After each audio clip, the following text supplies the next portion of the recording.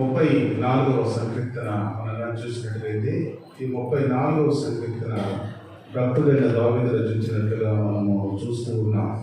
ఈ సంకీర్తన రచిస్తూ దావీదు ఒక విపత్కరమైన పరిస్థితుల నుండి బయటికి వచ్చి అప్పుడు ఈ సంకీర్తన రచించినట్లుగా మనం చూస్తూ ఉన్నాం. ప్రియమైనటువంటి దేవుని బిడ్డలారా, ఎందుకంటే పైన ఫుట్నోట్లో దావీదు అబీమెలెకు ఎదుట వెర్రివాని వలె ప్రవర్తించి అతని చేత తోలివేయబడిన తర్వాత రచించిన కీర్తన ఇది. అతను బందీగా పట్టబడినప్పుడు చనిపోయే స్థితి అన్నమాట. అప్పుడు వెర్రివాని వలె ప్రవర్తించినప్పుడు వాళ్ళు వదిలివేశారు దావీదుని. ఇలా అనేక సార్లు దావీదు తన జీవితంలో దేవుని చేత రక్షించబడ్డాడు. రక్షించబడిన తర్వాత ఈ సంకీర్తన రచించాడు. ప్రియమైనటువంటి దేవుని బిడ్డలారా, ఈ మొట్టమొదటి చరణంలో మనం చూస్తే నేను ఎల్లప్పుడూ యెహోవాను సన్నతించెదను, నిత్యము ఆయన కీర్తి నా నోట నుండును. యెహోవాను బట్టి నేను అతిశయించుచున్నాను, దీనులు దాని నుండి సంతోషించెదరు. నాతో కూడి యెహోవాను గణపరచుడి, మనం ఏకముగా కూడి ఆయన నామమును గొప్ప చేయడము. ఈ 3 చరణాల్లో మనం చూసినట్లయితే ఎల్లప్పుడూ ఆయన దేవుడిని సన్నతిస్తూనే ఉన్నాడు.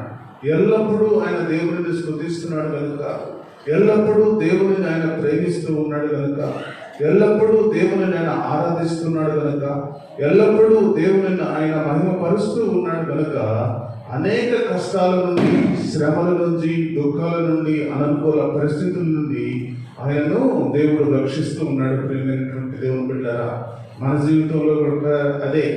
మనం కానీ దేవుడిని మహిమపరిస్తే, మనం కానీ దేవుడిని గణపరిస్తే, మనం కానీ దేవుడిని ఒక ఉన్నతమైన స్థితిలో ఆయన్ని ఆస్వాదించగలిగితే మనకి ఏ కష్టం రాదు. ప్రియమైనటువంటి దేవుని బిడ్డలారా, కష్టం వచ్చినా, అననుకూల పరిస్థితులు వచ్చినా తాత్కాలికమే.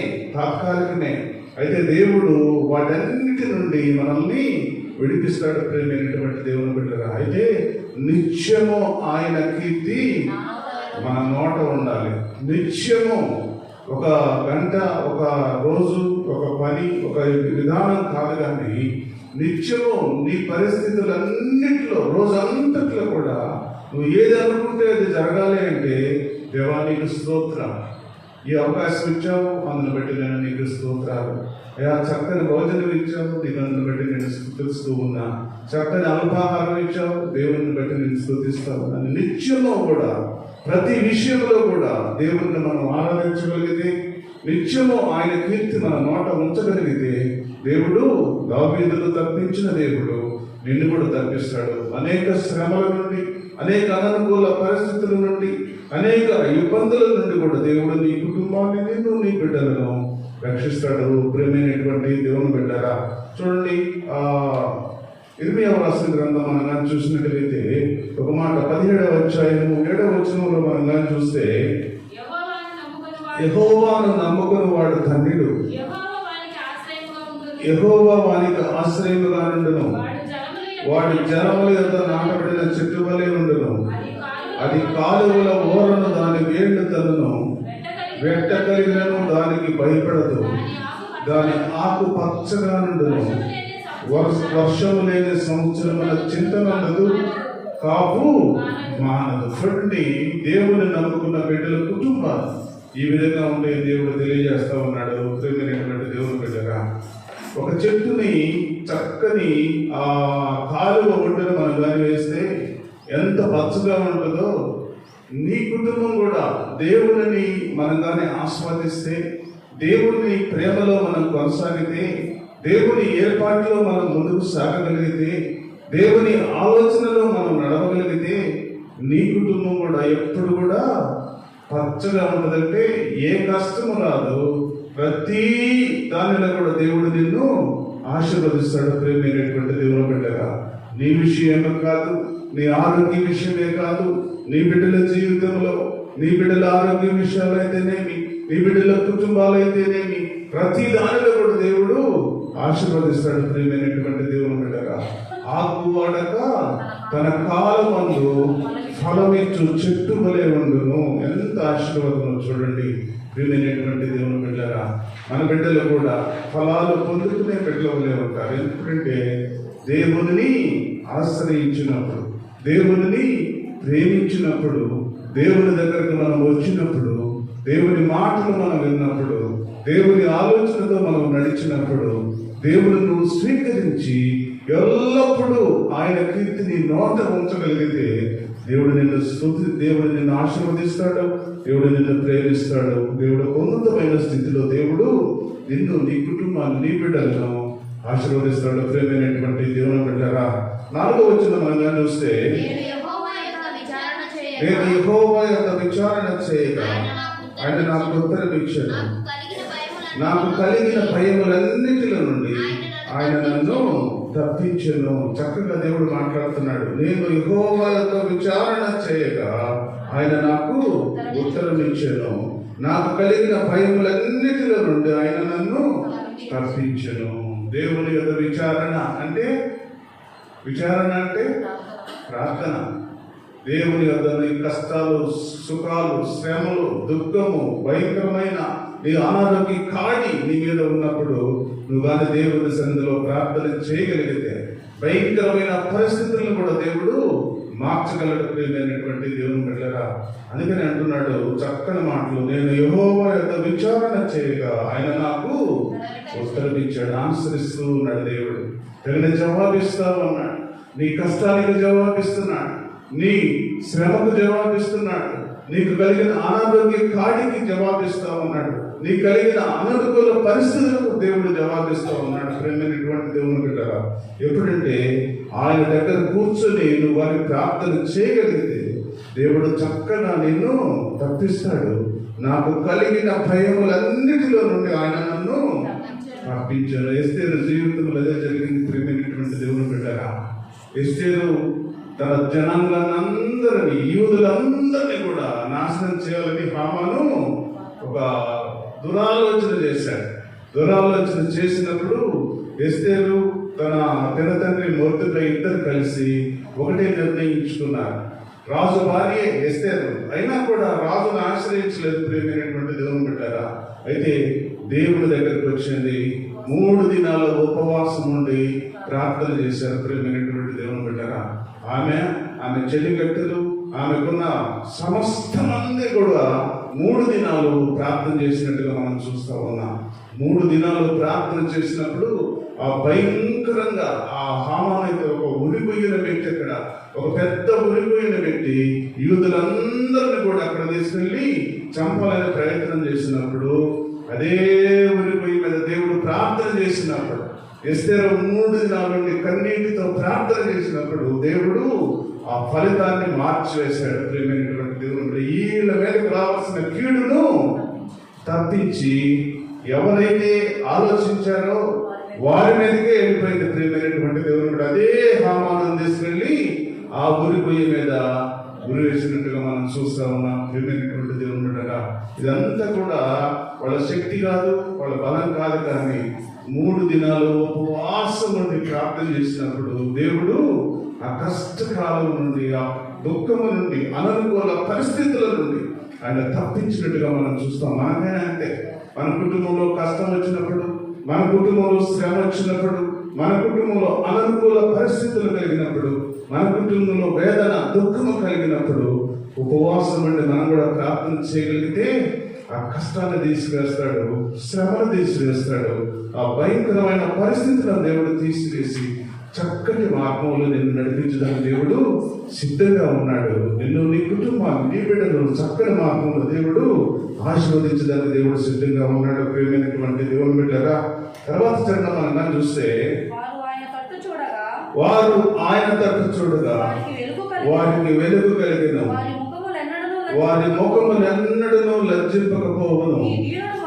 ఈ దీనుడు మొరపెట్టగా యెహోవా ఆలకించెను, అతని శ్రమలన్నిటిలో నుండి అతన్ని రక్షించెను.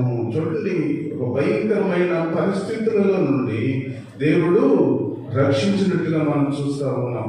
ఒక భయంకరమైన స్థితి, ప్రాణాలు పోగొట్టుకునే స్థితి రావిది కాదేనా నా ప్రియమైనటువంటి దేవుని పెట్టారా. ఆ దినాన దేవుని ఆయనలో భయపడి దేవుని శక్తి ఆయన దగ్గర ఉన్నది కనుక దేవుని ప్రార్థన ధూపం వేయగలిగిన వీరుడు కనుక ఆ ప్రార్థనే అతనిని రక్షించినట్టుగా మనం చూస్తా ఉన్నాం. అందుకని అంటున్నాడు 6 ఆయన తట్టు చూడగా వారికి వెలుగు కలిగేను, వారి ముఖములెన్నడూ లజ్జింపకపోవును. ఈ దీనుడు మొరపెట్టగా యెహోవా ఆలకించెను, ఆయన శ్రమలన్నిటిలో నుండి అతన్ని రక్షించెను. చక్కగా దేవుడు మాట్లాడుతున్నాడు. తర్వాత 7వ వచనంలో కూడా చూస్తే యెహోవా యందు భయభక్తులు గల వారి చుట్టూ ఆయన దూత కావలి ఉండి వారిని రక్షించును. చక్కని మాటలు దేవుడు మాట్లాడుతూ ఉన్నాడు. ఎంతో మందిని పరిశుద్ధ బైబిల్ గ్రంథంలో మనం చూసినట్టుగైతే వారి దూత వారి దగ్గరకు వచ్చి రక్షించినట్టుగా మనం చూస్తాం. షడ్రక్ మేషక్ అబేద్నెగో అగ్నిగుండంలో పడేసినప్పుడు ఆ అగ్నిలోకి వెళ్ళింది దేవుని దూత. ప్రియమైనటువంటి దేవుని బిడ్డలారా, ఆ ముగ్గురితో కూడా ఆ దేవుని దూత నడిచినట్టుగా మనం చూస్తా ఉన్నాం. ప్రియమైనటువంటి దేవుని బిడ్డలారా, నువ్వు కూడా దేవుని యందు భయభక్తులు కలిగినట్టుగైతే, నువ్వు కూడా దేవుని యందు శ్రద్ధాశక్తులు నిలిపినట్టుగైతే, నువ్వు కూడా దేవుని యందు మంచి ఆలోచనతో నువ్వు కానీ ముందుకు సాగగలిగినట్టుగైతే చక్కగా దేవుని దూతన్ని కూడా కాపాడుతుంది, దేవుని దూతని ప్రేమిస్తుంది, దేవుని దూత నిన్ను చక్కని మార్గంలో నడిపిస్తుంది. ప్రేమైనటువంటి దేవుని బిడ్డగా తర్వాత 8వ వచనం మనం కానీ చూస్తే యెహోవా ఉత్తముడని రుచి చూసి తెలుసుకున్నాడు, ఆయనను ఆశ్రయించిన నరుడు ధన్యుడు. యెహోవా భక్తులారా ఆయన యందు భయభక్తులు ఉంచుడి, ఆయన యందు భయభక్తులు ఉంచు వారికి ఏమీ కొదువ లేదు. దేవుడు చక్కని మాటలు దేవుడు మాట్లాడుతూ ఉన్నాడు.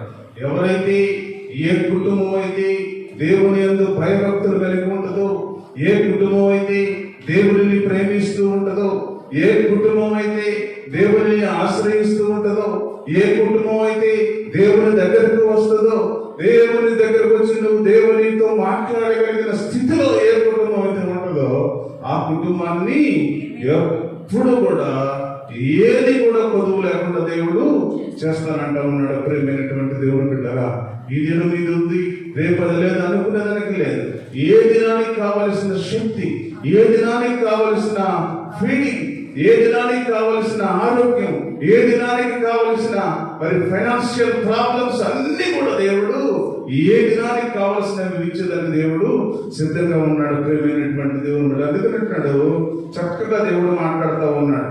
యెహోవా భక్తులారా ఆయన యందు భయభక్తులు ఉంచుడి, ఆయన యందు భయభక్తులు ఉంచువానికి ఏమీ కూడా కొదువ లేదు. కొదువు ఉండదు మనకి.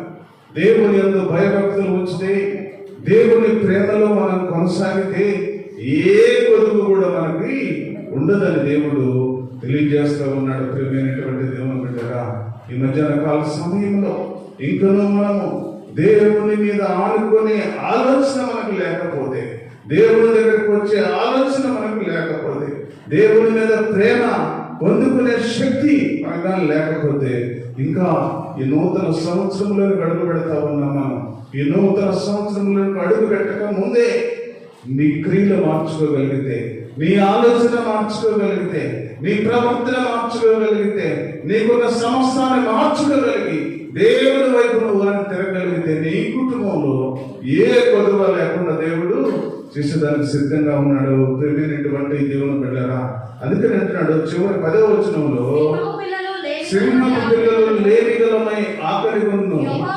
యెహోవాను ఆశ్రయించిన వారికి ఏ మేలు కూడా కొదువయే ఉండదు.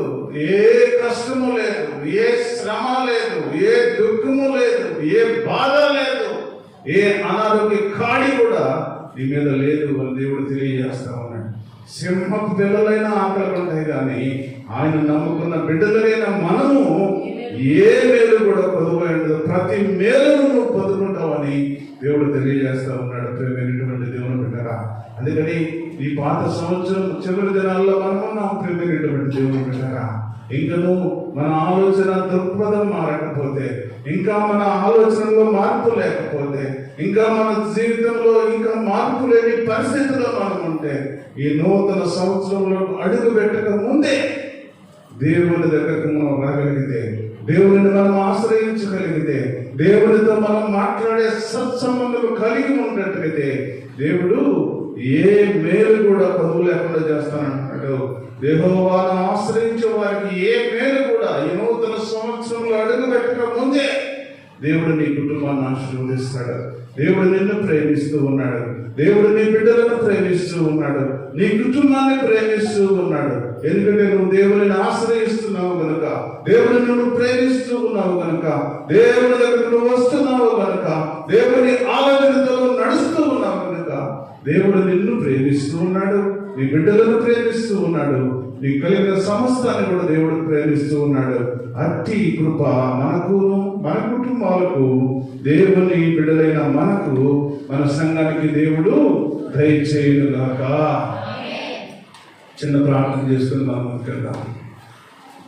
మమ్మల్ని మిక్కిలిగా ప్రేమించి